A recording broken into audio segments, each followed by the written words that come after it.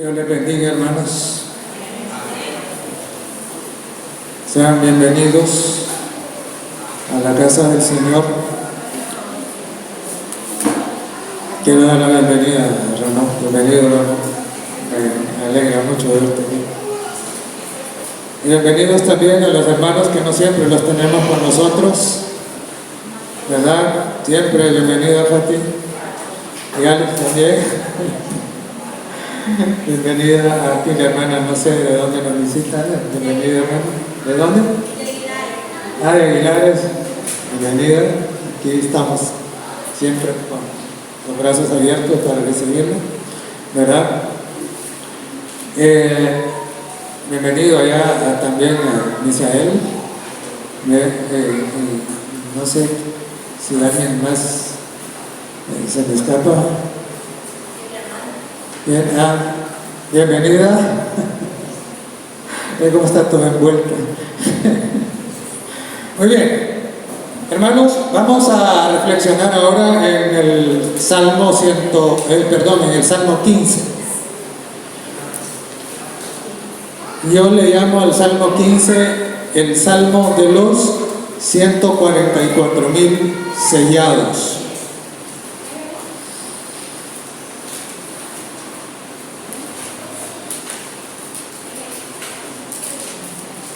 Y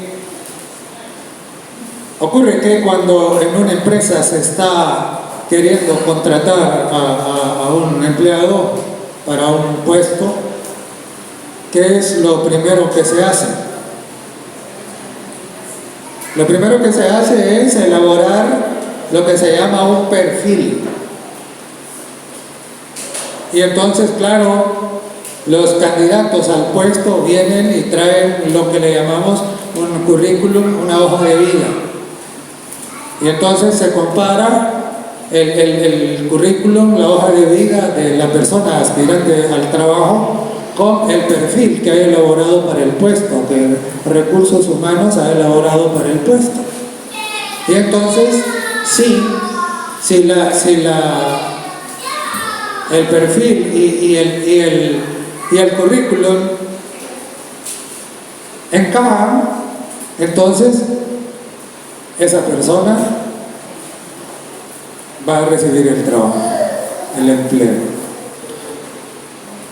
Aquí no estamos hablando de amiguismo ni de parentesco, ¿no? Sino estamos hablando de cómo deben hacerse las cosas.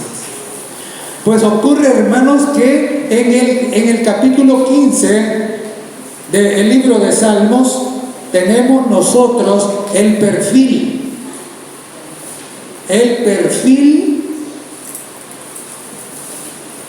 de los que entrarán en el cielo, del perfil de los que serán trasladados al cielo y serán parte de los 144,000 sellados. Eso es lo que tenemos. Y así que manténgase ahí en el Salmo 15. Yo voy a mencionar otros textos, pero vamos a estar ahí en el Salmo 15. Y ojalá de que usted y yo podamos aprendernos de memoria el Salmo. Son 5 versos nada más. Muy corto, muy hermoso, muy lindo, pero también es la guía de nuestra vida. Pregunta el Señor: ¿quién habitará en tu tabernáculo? Pregunta al Señor, mejor dicho. ¿Quién habitará en tu tabernáculo? ¿Quién morará en tu santo monte? Hermanos, fíjense que en el original, la primera parte, cuando dice ¿quién habitará en tu tabernáculo?, se refiere a ¿qué? A quién llega de visita. ¿Quién llega de visita? Pero luego, en la siguiente parte del verso dice ¿quién morará en tu santo monte? Eso ya no es llegar de visita. Eso es ¿qué? Eso es quedarse a vivir con Él. Ahora mire usted cómo es esto. La pregunta es, Señor, ¿quién va a ir a vivir contigo ¿Por qué? El monte del que habla aquí, ¿qué monte es? Es el monte que se menciona en Apocalipsis, el capítulo 14 y el verso 1. Ahí dice, y vi al Cordero que estaba en el monte de Sión y con él los 144,000 sellados. Este es el monte del que habla acá. Ese monte es el mismo monte del que habla la profecía de Daniel 2. Daniel 2, el verso 35 es la roca que cae, que destruye todos los imperios terrenales, los reduce a polvo, y entonces la roca se convierte ¿en qué? Se convierte, dice, en un gran monte que representa un reino que no tendrá fin. ¿El reino es ese? El reino de Dios. Entonces aquí la pregunta es, Señor, ¿quién va a irse a vivir contigo a ese reino que durará para siempre? Esa es la pregunta. Y entonces, y es interesante porque el salmista en el Salmo 27 y el verso 5 dice, una cosa he demandado a Jehová, que esté todos los días en su casa. Y es hermoso porque ¿qué dice? Mire, dice, ¿para qué quiere estar el salmista todos los días en la casa de Dios? Dice, para contemplar la hermosura de tu santidad e inquirir en tu templo. Y hermanos, ¿qué pasa? ¿Por qué? ¿Por qué es importante esto de qué contemplamos? Es importante porque nosotros somos transformados en aquello que contemplamos. El salmista anhelaba ser transformado a la imagen de Dios. Y por eso él dice, una cosa he demandado al Señor, que esté yo en la casa de Dios. ¿Cuántos días? Todos. No es un día. Y cuando reflexionaba en esto, pensaba, no sé cómo alguien puede soportar no venir a la iglesia. Por eso visto dice todos los días. ¿Para qué? Para contemplar la hermosura de la santidad del Señor. ¿Por qué? Porque cuando usted contempla la hermosura de la santidad del Señor, entonces esa hermosura se va a reflejar en usted. ¿Quiere eso? ¿Lo quiere o no lo quiere? Por eso estamos aquí, ¿sí o no? Por eso estamos, ¿verdad? Y para inquirir en el templo, dice. Y si hay alguna persona aquí que puede, o algunas personas que pueden entender eso, que es inquirir, son la hermana Levi y el hermano Alex.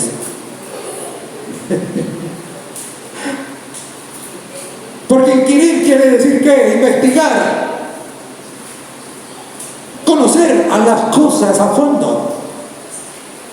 Y hermanos, tampoco entiendo cómo es posible que alguien que espera ir al cielo se pueda conformar con un conocimiento superficial de Dios y de su palabra.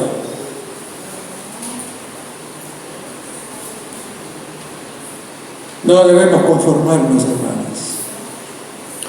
Y entonces, ¿quién? El salmista era uno de esos, porque él decía, yo quiero estar en la casa del Señor siempre, para mirar su hermosura, para aprender cada día más acerca de Él. Y entonces la respuesta a la pregunta de quién habitará en tu tabernáculo y quién morará en tu santo monte, la respuesta comienza a darse en el verso 2. Y dice, el que anda en integridad. Y hermanos, ¿qué es eso? Andar en integridad es ser intachable. Y cantamos al inicio, honra al hombre de valor, a Daniel imita. ¿Y por qué? Mire, cuando usted estudia el capítulo 6 del libro de Daniel, usted encuentra que los gobernadores querían ¿qué? Querían acabar con Daniel. Y entonces comenzaron a inquirir, a investigar qué cosita era en donde podían acusar a Daniel de algo. Y dice el verso 4 de ese capítulo: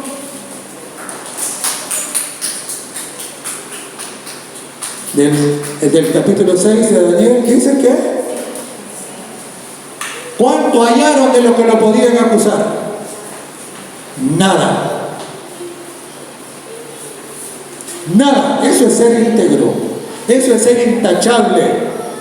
Y los que esperan ir al cielo deben ser así. El que anda en integridad, ninguna falta fue hallada en él. Y por eso dijeron, no, este hombre es incorruptible. Solo hay una cosa en la que nosotros lo podemos acusar, es respecto de su religión. Mi hermano Daniel se mantuvo. Eso es andar en integridad. Y esto también nos recuerda lo que Pilato dijo acerca de Jesús en San Juan, el capítulo 19. Lo llevan al Señor. Y Pilato comienza a interrogarlo. Y al final él sale. ¿Y qué dijo acerca de Jesús? ¿Qué dijo? Ningún delito hay en él. Ningún delito hay en él. Eso es integridad. Mi hermano, eso debe decirse de nosotros. Eso. Dice, el que anda en integridad. Y luego dice, el que hace justicia. Y hermanos, ¿qué significa esto de hacer justicia? La explicación la tenemos ahí en Primera de Juan. Primera de Juan, el capítulo 3. Primera de Juan, capítulo 3, versos 6 al 10.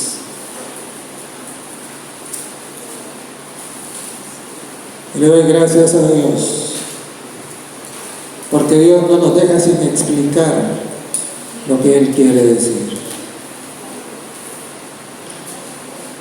¿Lo tienen? ¿Sí? Dice en el verso 6, todo aquel que permanece en Él, es decir, en Cristo, ¿qué hace? No peca.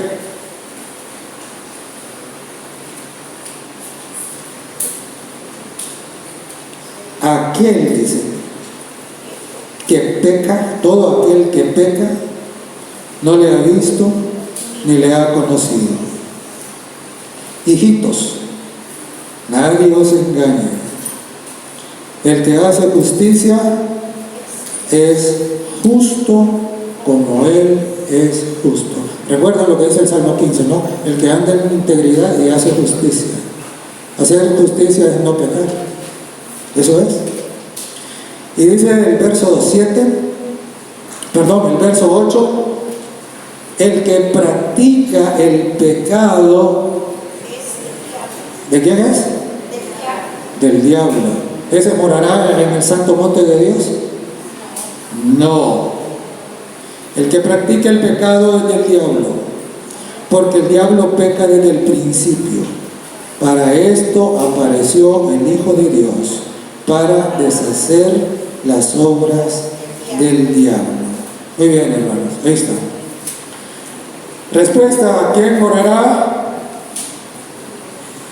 en el monte santo? El que anda en integridad, el que es intachable, y el que hace justicia, el que no peca. Y claro, Satanás ha regado la idea de que no se puede vivir sin pecar. Eso no es lo que la Biblia dice. Yo no nos estaría diciendo, recuerde bien, dice aquí que el que peca es de quién, es del diablo. Estamos hablando aquí del pecado consciente. Es cuando usted decide ir en contra de lo que Dios ha dicho. Usted lo sabe. Eso es. El que hace eso dice que es del diablo. Entonces, el que morará con Dios es intachable, anda en integridad, y dice, hace justicia. Y luego, ¿qué dice? Y dice, el que habla verdad en su corazón. Yo no sé si ustedes conocen la expresión esa de decir del diente al labio. ¿Ah? ¿Ya saben lo que significa? ¿Qué significa? Decir las cosas del diente al labio.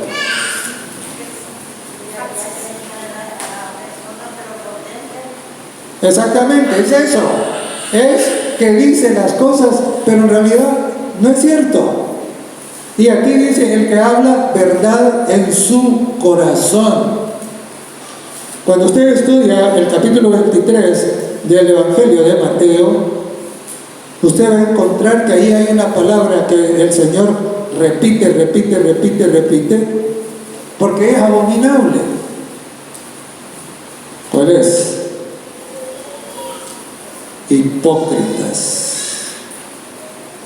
Hablar verdad en el corazón significa ser honesto, ser sincero. Eso significa. Si usted no diga algo solo por quedar bien, pero es mentira, a veces se hace eso.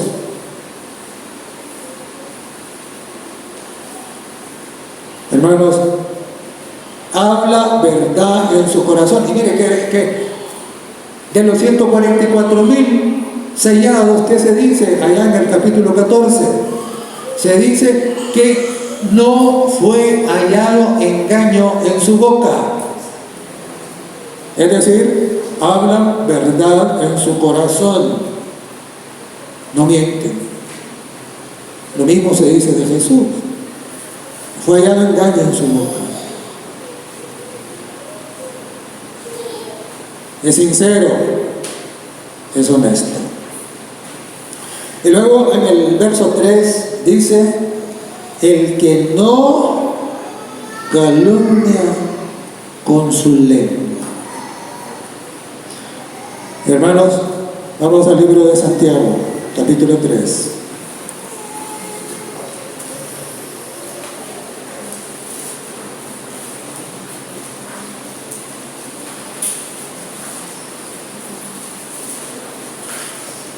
Santiago, el capítulo 3.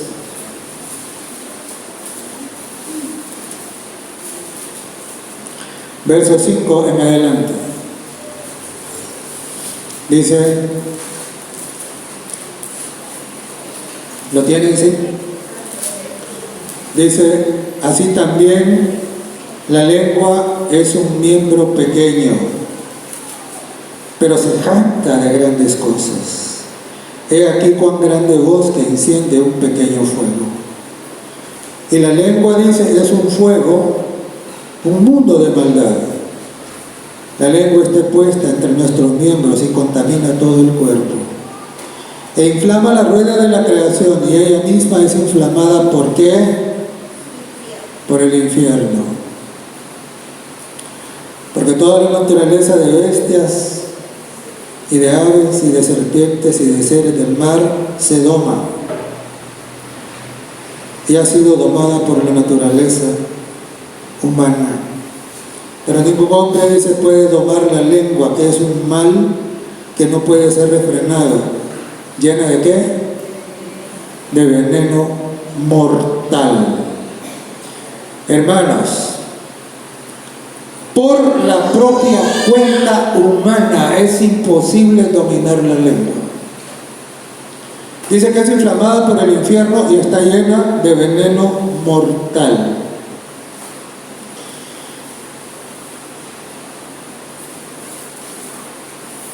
Y eso pasa cuando nosotros reaccionamos emocionalmente. Porque la emoción, el sentimiento es carnal. ¿Y cuántas veces decimos lo que no debemos? Porque estábamos con cólera, porque nos sentíamos ofendidos. Y entonces nuestra mente comenzó a inventar y a imaginar cosas. Y comenzamos a hablar lo que no debemos.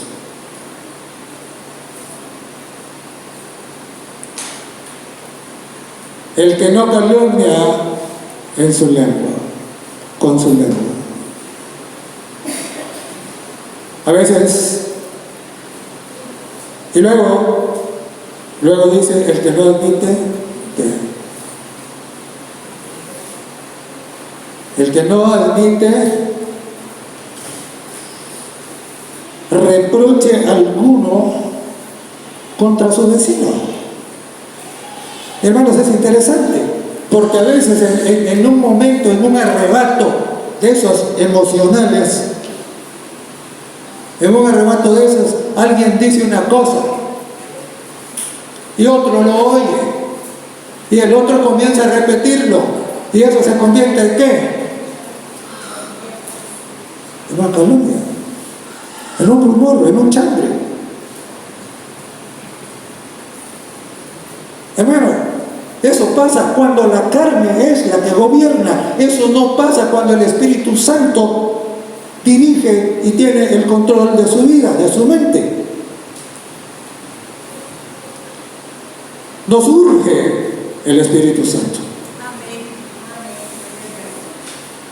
Él debe controlarnos y claro, debemos suplicar a Dios que nos conceda ese control. Porque no olvide, sin ese control, la lengua es inflamada por el infierno y está llena de veneno mortal. A veces hay cosas que a nosotros nos parecen y las damos por hecho y comenzamos a hablar. Hermano, no hagamos eso.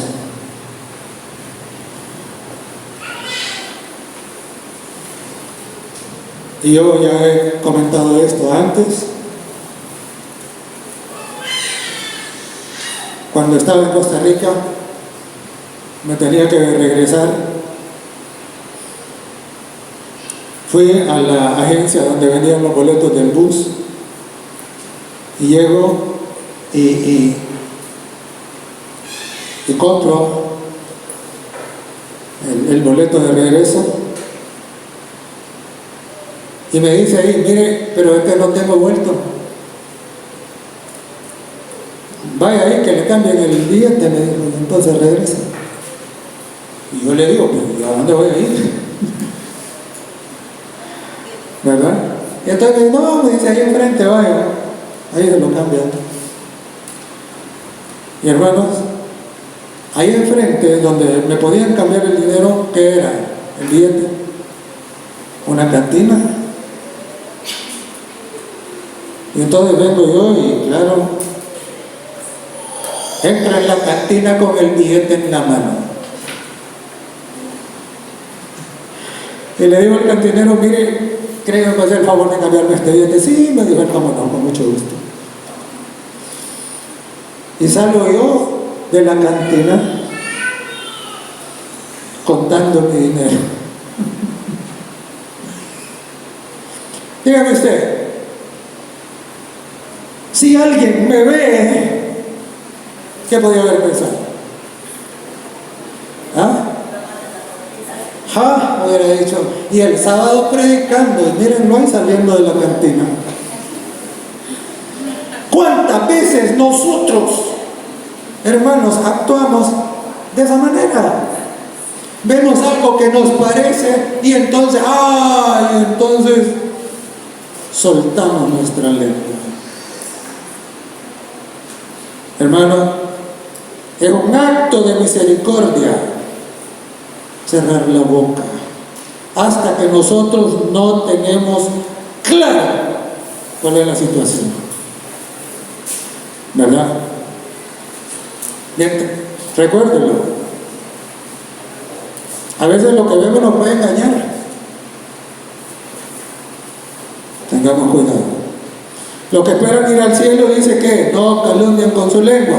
Dice que no admiten reproches contra su vecino. Es decir, cuando le llega un rumor, no lo pasan. Ahí topa.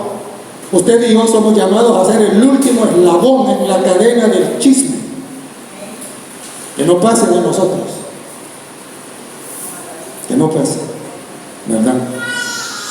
Y claro, ahí de por medio teníamos que dice, ni hace mal al prójimo. Por supuesto. Por supuesto. En Mateo 22:39 dice, amarás a tu prójimo como a ti mismo. Y hermano, usted no le hace daño a aquel a quien ama. No sabe lo que ama. Sí, a los que amamos solo queremos hacerles el bien, ¿sí o no? Entonces, porque el fin de todo es que amar a Dios sobre todas las cosas y amar al prójimo. Eso es. Por eso dice que los que morarán en el monte santo no hacen daño al prójimo. Verso 4 del capítulo 15 de Salmos. Dice, aquel a cuyos ojos el vil es menospreciado. Hermanos, ¿y esto qué quiere decir? Vamos a ir a Efesios, el capítulo 5.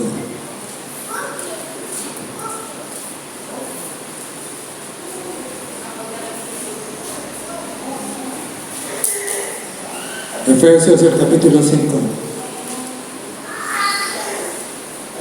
Y el verso 11.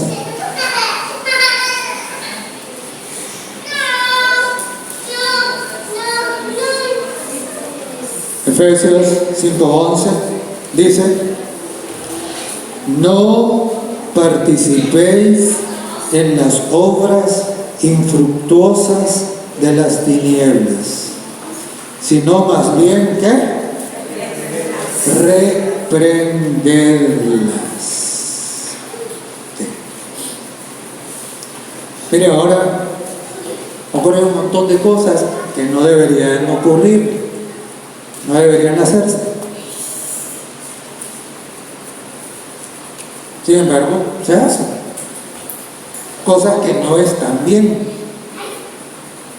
Están bien.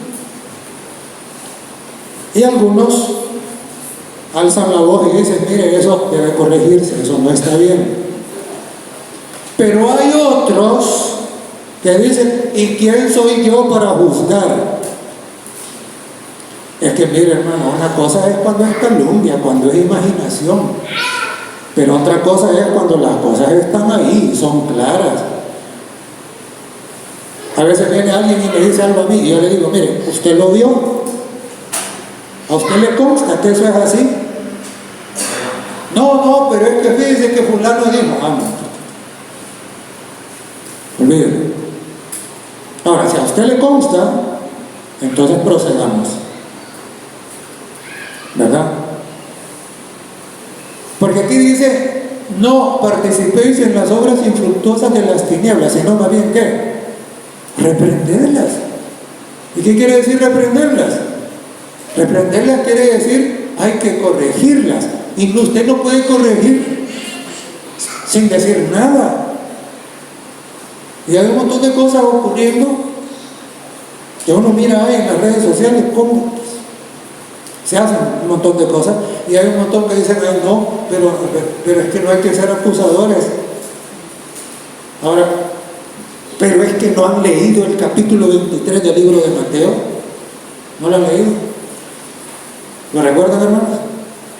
¿Cuánto lo recuerdan? 2, 3. Miren, El capítulo 23 del libro de Mateo es una denuncia que el Señor Jesucristo hace de la hipocresía de los fariseos. Eso estaba claro, ¿verdad? Y entonces es a eso a lo que se refiere cuando dice aquí que a sus ojos el vil es menospreciado, ¿verdad? Es decir, que no alcahuetea el mal. Claro, ¿qué tenemos ahora? Si ahora tenemos que hay muchos que no se atreven a decir las cosas, ¿por qué? Porque no quieren quedar mal. Y entonces tenemos una serie de problemas, como querer ordenar mujeres, como la presión de aceptar la homosexualidad como algo normal y cosas por el estilo. Hermano, eso es contrario absolutamente a la palabra de Dios. Y el que se queda callado y no dice nada es cómplice. Por eso dice acá, a cuyos ojos, dice, el vil es menospreciado. Es decir, dice, mire, eso no es correcto. Eso debe ser corregido. Pero pareciera que ahora la moda es que es no decir nada. Hermano, eso es traición. Si usted no dice nada y esa persona se pierde por ese pecado, usted es culpable. Porque esto es lo mismo como que si alguien está, su casa se está incendiando y usted dice, ay no, pero es que se va a despertar y se va a enojar, por eso mejor no le digo nada. No, hermano. Y entonces se va a morir quemado por culpa suya. No. Si alguien está a punto de irse en un barranco, usted tiene que decirle, mire, tenga cuidado ahí. Es un aviso. A eso se refiere aquí. Aquí no está hablando de calumnias, aquí no está hablando de imaginaciones, aquí no está hablando de sentimientos, aquí está hablando de cosas que son legítimamente comprobables de acuerdo a la palabra de Dios, ¿verdad? Pero también tiene esto, lo otro, dice, a cuyos ojos el vil es menospreciado, pero honra, dice, a los temerosos de Dios. Mire, qué bendición, qué bendición. Fíjense que los domingos en la mañana que yo vengo, a veces allí en la esquina hay dos hermanos sentados esperando que venga a abrir. Qué bendición. Porque eso es una bendición no solo para ellos, para mí también. Porque digo, qué bueno estos hermanos, ojalá todos fueran así. Y ahí, antes de abrir a las 6 de la mañana, estuvieran ahí esperando, ansiosos. Así como se van a esperar que abran allá la venta de verduras. Hermano, claro, ver venir a la hermanita Evelyn aquí con el hermanito temprano a las 6, no viene, ella viene y lo trae también para que lo oiga. Hermano, eso es lo que dice acá. Dice que honra a los temerosos del Señor, a los fieles. Reconoce eso, es lindo ante sus ojos. ¿Ah? Y dice luego, el que aún jurando en daño suyo, no por eso cambia. Mire, antes había lo que se llamaba palabra de honor. Y la gente decía, le doy mi palabra. ¿Y eso qué significaba?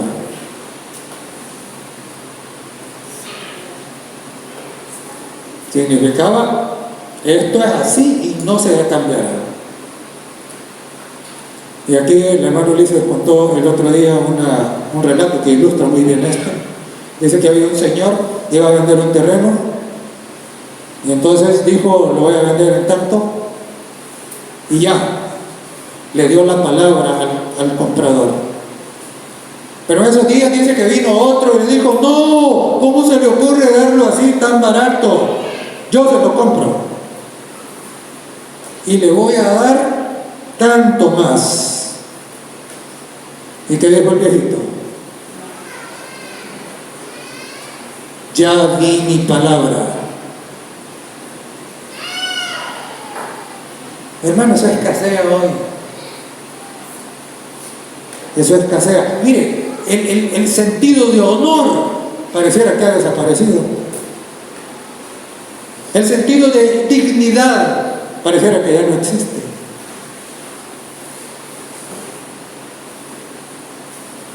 El que aún jurando en daño suyo, dice, no por eso cambia. Por eso el Señor Jesucristo dijo, que vuestro sí sea sí y vuestro no, no. Lo que pasa de esto es de más, de mal proceder. Lo que para ir al cielo, la gente debería de saber que lo que ellos dicen es así. Qué hermoso es cuando dicen, ¿quién lo dijo? Fulano de tal. Pues sí, dice. Pero qué triste es cuando dicen, ¿quién te lo dijo? Fulano. Pues no, dice.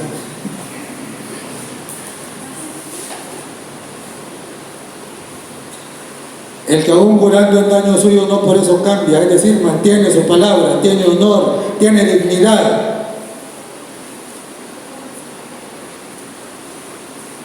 Dice el verso 5, quien su dinero no dio a usura, ni contra el inocente admitió soborno. Algunas versiones dicen cohecho, es soborno. Quiere decir que el que espera ir al cielo no es codicioso, no es materialista, no se aprovecha del que está en necesidad, del que está en problemas.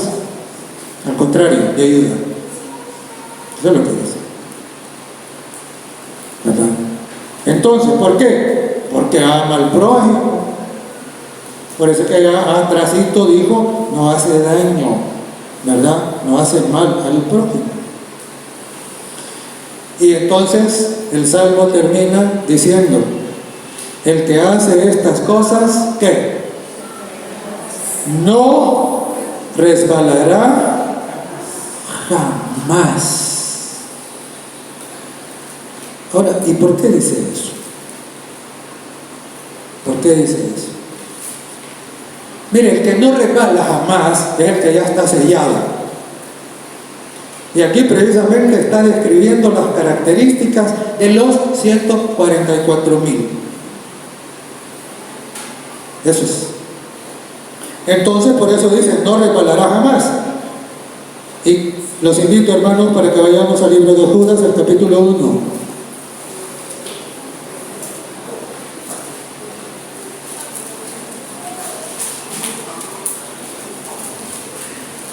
Verso 24. Judas capítulo 1, verso 24.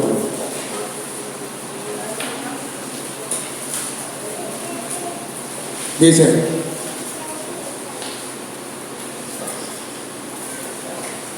y a aquel que es poderoso, ¿para qué? Para guardaros sin caída. Y luego dice, y presentaros como sin mancha delante de su gloria con gran alegría al único y sabio Dios, nuestro Salvador, sea gloria y majestad, imperio, potencia, ahora y por todos los siglos. Amén. Aquí dice dos cosas importantísimas. Dice que Dios es poderoso para guardarnos sin caída, y ese poder dice que puede como mantenernos sin mancha delante de su gloria. Esto es importante porque cualquiera puede mirar el Salmo 15 y pensar, ah, no, pero es que eso es imposible, eso no se puede. Pero aquí dice que sí. Por supuesto, si usted no cree en Dios, si usted no cree en su poder, si usted no tiene fe, si usted no confía, para usted es imposible. Pero aquí la palabra es clara. Dice, aquel que es poderoso para guardarnos sin caída. ¿Para qué? Para hacerlo intachable, para hacerlo íntegro, para que nunca diga ninguna calumnia, para que controle su lengua, para que no dañe al prójimo, para que no estafe a nadie, para que no alcahuetee el mal. Todo eso es posible por el poder de Dios. Todo eso es posible por el Espíritu Santo. Por eso aquí es claro, dice, aquel que es poderoso para guardaros sin caída. ¿De quién es el mérito? ¿De quién? De Dios. El mérito es de Dios, no es nuestro. Lo nuestro es la voluntad, el deseo, someternos, ser humildes, ser obedientes, entregarnos, comprometernos con Él. Eso es lo nuestro. Pero el poder para vivir de esa manera, ese viene de Dios. San Juan capítulo 15 y verso 5 dice, yo soy la vid, vosotros los pámpanos. Separados de mí, ¿cuánto podemos hacer? Nada. Nada. La integridad, la justicia, la veracidad,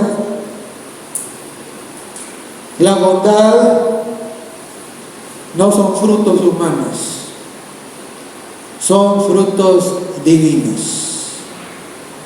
Solo pueden venir a nuestra vida por el poder de Dios. Hermanos, fíjense que a la Odisea, en el capítulo 3 de Apocalipsis y el verso 18, se le dice que compre vestiduras blancas. Y en el capítulo 7 de Apocalipsis, en los versos 13 y 14, uno de los ancianos le pregunta a Juan y le dice, ¿y estos que están aquí vestidos de vestiduras blancas, quiénes son? O sea, están vestidos con vestiduras blancas. Y allá en el capítulo 22 del Evangelio de San Mateo tenemos una parábola, la parábola de la fiesta de bodas. Y ahí dice que el rey entró para revisar a los invitados. Y entonces, ¿qué pasó? Había uno que no tenía el vestido de bodas. Entonces, las vestiduras blancas que los tibios debemos conseguir. Las vestiduras blancas de los 144,000. Y la vestidura blanca que debía haber tenido aquel que se había metido a la fiesta es todo esto que acabamos de estudiar en el Salmo 15. Eso es la vestidura. Eso es la semejanza de Cristo. Hermanos, ese es el perfil de los que serán trasladados al cielo. ¿Eso qué quiere decir? Que usted y yo debemos ser así. Cada mañana, cada instante, esa debe ser nuestra oración. Señor, hazme así. Por eso les decía que debemos aprender de memoria el Salmo. 5 versos. Pero ahí está resumido, hermanos, el perfil de los santos. La vestidura blanca es eso, es vivir de acuerdo a eso. Que Dios nos ayude, hermanos, y que la gloria sea para el Señor.